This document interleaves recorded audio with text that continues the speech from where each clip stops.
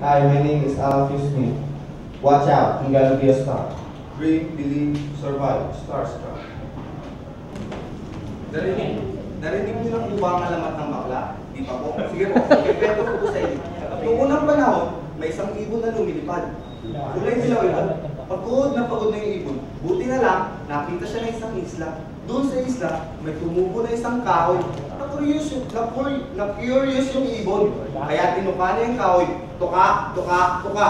Boom! Pak! Lumabas ang pagka-gwapo-gwapo at pagka-kising-kising na lalaki.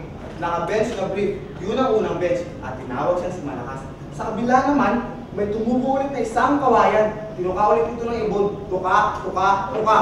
Boom! Pak! Lumabas ang pagka-ganda-ganda at pagka-sexy-sexy na babae. Grabe! Sobrang ganda talaga. Sobrang laki na.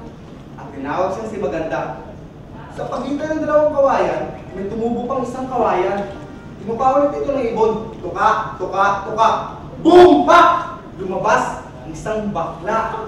Ang ganda-ganda. Sobra. Ang taray ng bakla. Naka-pink na gown. Ang haba talaga ng palda. Winner, abot hanggang bubak. Pero syempre, di pa bakla ang tao sa kanila noon. Minsan, nagpapalit ng anyo yung bakla. Minsan, short hair. Minsan, long hair. Minsan, gusto niya lalaki. Minsan, gusto niya babae. Minsan naman, nakasuot ng bonggang headdress na minsan gusto niya iperang kay Bathala. Nalito tuloy si Bathala. Sabi ni Bathala, nililito mo ba ang mga tao? Hindi po, sabi ng bakla. Nais ko po lamang ipakita sa inyo na nung nilikha niyo ako, hindi po ako iisa, kundi marami. Hindi kayo nalugi. Ay, taray, nepre si Bathala sa sagot ng bakla. Kung ganun, simula ngayon ay lalaibig ka na at pandidirian na parang nakakahawang sakit.